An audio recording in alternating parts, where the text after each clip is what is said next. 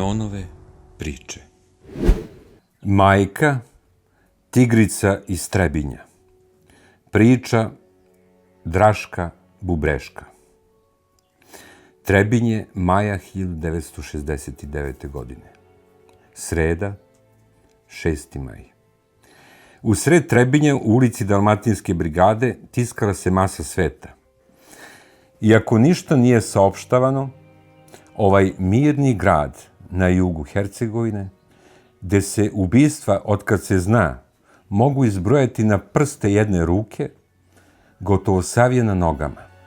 Kao da niko ne želi da propusti priliku da vidi majku ubicu i njenog ljubavnika koji su optuženi da su na zverski način lišili života nedužnog 6-godišnjeg dečaka. Žene i devojke su plakale naglas. Masa sveta se komešala. Najzad, oko 12 časova, stigla je i sudsko-medicinska komisija. Ljudi kojima je posao da otkrivaju teška krivična dela, za trenutak su zastali iznad gomile smeća. Kao da ni oni nisu mogli verovati da neko tu može baciti mrtvog 6-godišnjeg dečaka. Zar tu da leži mali Siniša Erak? Sin iz vanbračne veze Mladenke Telak sa čovekom koji se sada nalazi u dalekoj Australiji. Međutim, iščekivanja nema. Sudski veštak je naredio da počne kopanje. Samo 2-3 zahvata ašovom i već se vidi zelenkasta pidžamica nesrećnog Siniše. Iz milicijske Volge izveden je naziv Gatačkić sa lisicama na rukama. 29-godišnji mladić isposničkog lica najpre je pogledom prešao preko nepregledne mase sveta, a zatim je nesigurnim korakom krenuo napred ka grobnici koju je za dečaka pripremio 19. aprila, kada je tu doneo Sinišu u paketu. U svom iskazu on je bezbroj puta ponovio da je to morao učiniti jer se bojao svoje 4 godina mlađe ljubavnice, tobože jer mu je pretila revolverom. Na očigled mase, koja je postajala sve bučnija, naziv je pokazao rukom gde je zatrpao malog Sinišu.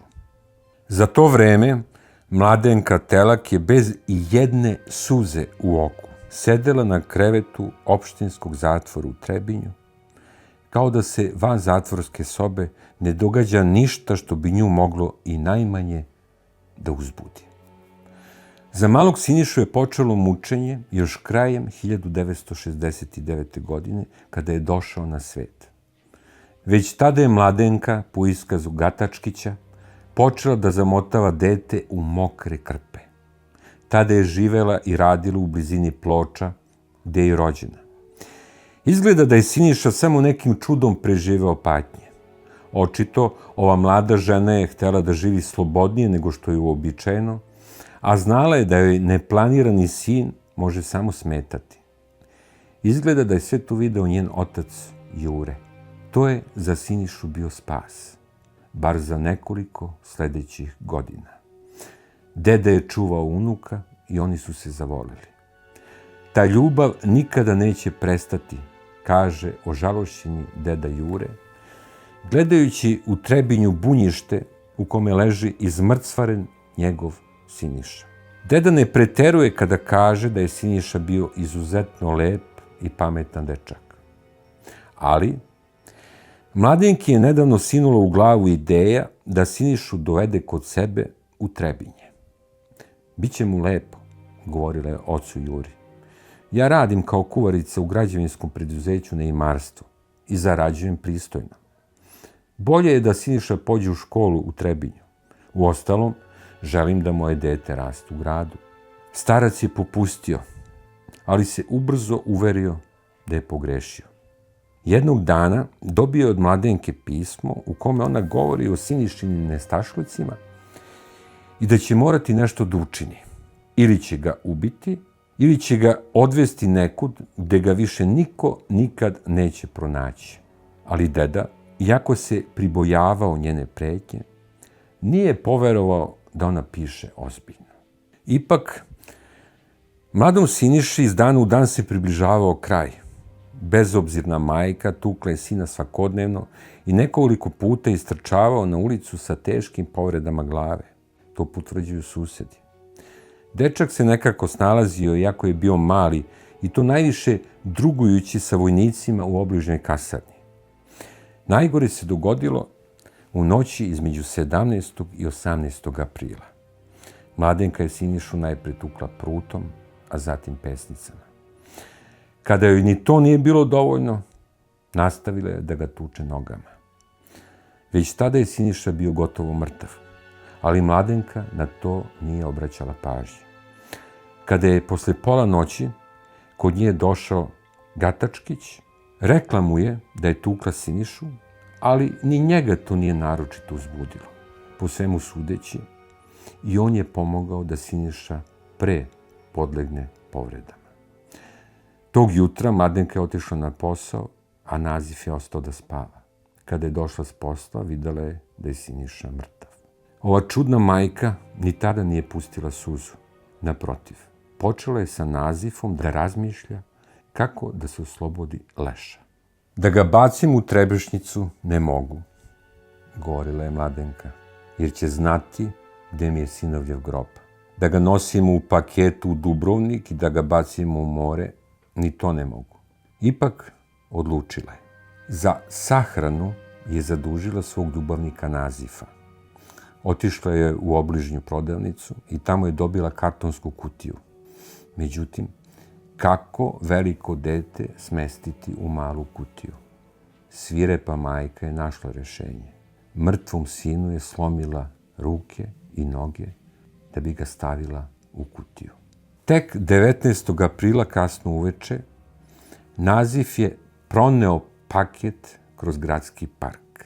Dalje je sve išlo lako. Zatrpao je Sinišu u bunjište i za njih dvoje stvar je bila okončana. Međutim, Mladenka je htjela da što bolje prikrije zločin, pa je posle nekoliko dana došla u SUP u Trebinju, jadajući se kako tobože ne može da pronađe Sinišu. Čak je zamolila da joj odmah jave ako nešto saznaju o njemu. Ali Trebinskom SUP-u već tada je Mladenka bila sumnjiva. Sumnju je pojačao i Mladenkin otac Jure kada je došao u SUP, tražeći da uhapse i Mladenku i njenog ljubavnika Nazifa, jer su po dedinim slutnjama nešto učinili s dečakom. Dalje je sve išlo munjevitom brzinom. Nemajući kud, oboje su 5. maja priznali da su izvršili ovaj zverski zločin. Dan kasnije, svoje priznanje su ponovili pri rekonstrukciji događaja pred istražnim sudijom Okružnog suda u Mostaru, Borom Kulićem. Javni tužilac je istovremeno zahtevao istragu za delo svirepog ubistva protiv Mladenke Telak i Nazifa Gatačkića.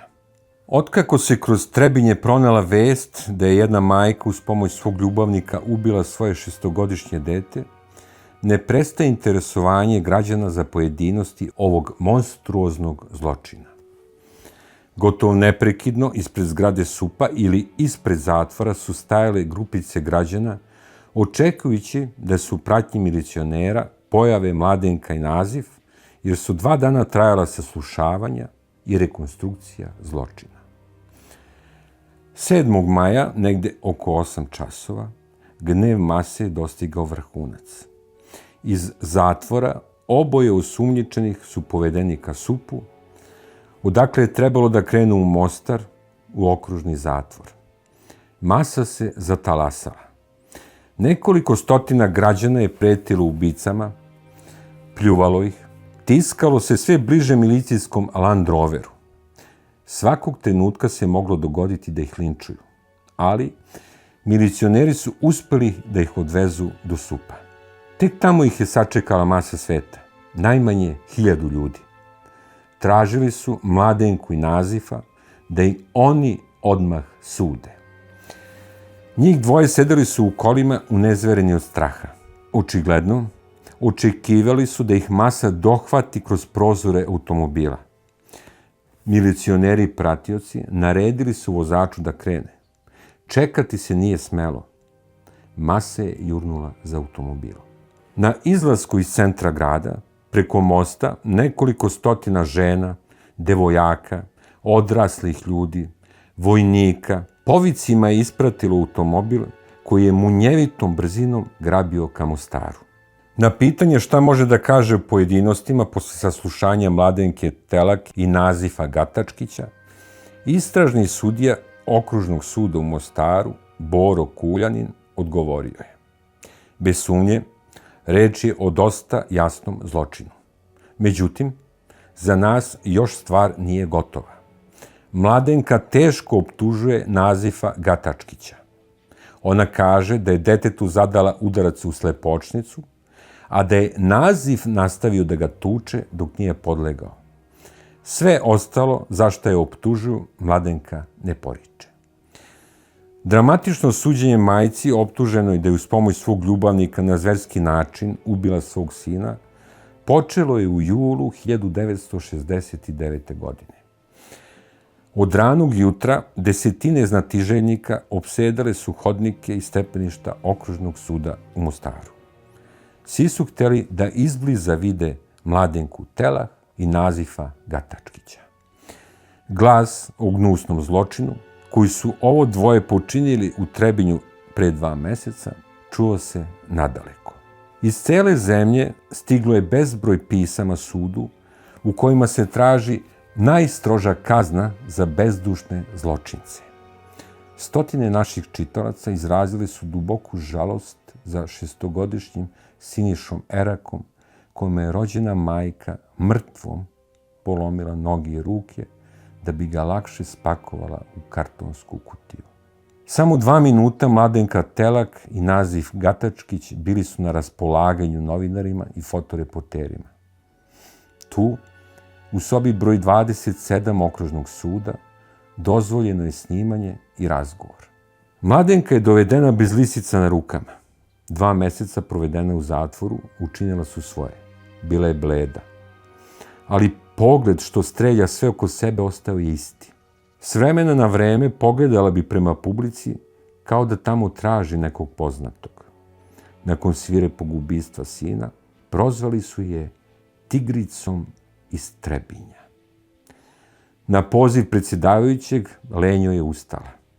Tada je iz usta majke monstruma potekla jeziva priča o životu malog Siniše, o strogim roditeljima, o ljubavnicima, emigrantima i prostituisanju za novac, da bi dvojici vanbračnih sinova zaradila koru suvog hleba.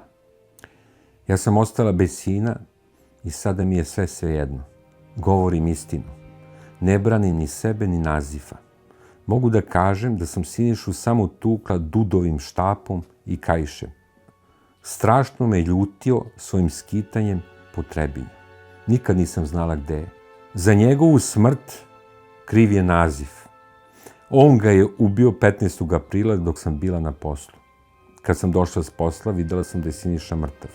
Na podu sam našla krvav čaršav i veliku krvavu mrlju na zidu. Tačno je da sam ga i ja upakovala za sahranu. On je zahtevao da telo odnesemo nekud. Govorim istinu, druže sudija, i ne bojim se ničega. Hoću samo da se sazna istina, govorila je. Dok priča, Mladenka Telak ne menja izraz lica, ali kad dođe do najgroznijih detalja, samo joj oči zacaklaju. U publici je vladala grobna tišina. Onda je ustao Nazif Gatačkić. Ja ne znam ko je ubio Sinišu. Znam samo da ga ja nikada nisam ni dotakao. Voleo sam ga jer je imao lepe plave oči. Voleo sam i mlađeg Jakšu. Zabavljao me kako izgovara neke reči. Deci sam često kupovao hleb i salamu. I Mladenki sam davao novac, da deca ne gladuju. Na njegovu priču o tobožnjoj ljubavi prema malom Siniši, sudnicom se prolomio smeh. Mladenka je u noći između 14. i 15. aprila tukla Sinišu.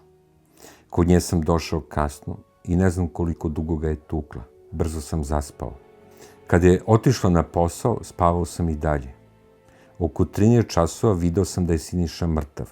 Začudio sam se šta mu bi, ne znam od čega je umro. Tako je Gatačkić obrazložio strašnu smrt šestogodišnjeg Siniše Eraka, koji je umro u mukama zbog preloma lobanje i izliva krvi u mozak. 7 slomljenih rebara na desnoj strani grudnog koša i izdrobljeni zubi. Ni to Gatačkić, kao ni Mladenka, ne znaju da objasne. Pretila mi je revolverom, kaže Naziv. Ja sam morao da je slušam, morao sam da zakopam Sinišu. Ubila bi me da to nisam učinio. Druže sudija, ona je opasna i kad preti, ne šali se. Da li te je ikad tukla? Pita predsjedavajući. Nije nikad. A ti, jesi li ti nju? Nisam. Ni nju, ni decu nisam nikad tukao. Sve je izmišljeno, druže sudija. Od samog početka, od dana kada su u Trebinju uhapšeni Mladenka i Naziv, u celom zločinu nije bilo velikih tajni. I tada, kao i sada, znalo se da su Mladenka i Naziv zločinci i ostalo je da se rasvetli ko je imao više udela u ubijanju deteta. Ali svedoci su razjasnili sve. Svi su izneli istu verziju po kojoj je Siniša ubijen 15. aprila prepodne, dok je Mladenka bila na poslu u građevinskom preduzeću Neimarstvo u Trebinju. I Mladenka se seća tog datuma. Tog dana su davali platu u preduzeću. Tako se jedna bezobzirna majka seća dana kad je ostala bez šestogodišnjeg sina. Negde oko 11 časova, kažu svedoci, iz sobe se začula gromoglasna muzika. Čuo se i Nazifov glas. Vikao je na Sinišu. To sve bilo je propraćeno tupim udarima o pod i zid. Očigledno bacao je Sinišu da ga na taj način ubije. Gromoglasnom muzikom hteo da prikrije sve što se događa među 4 zida. On ga je ubio, ali je Mladenka znala šta se sprema Siniši.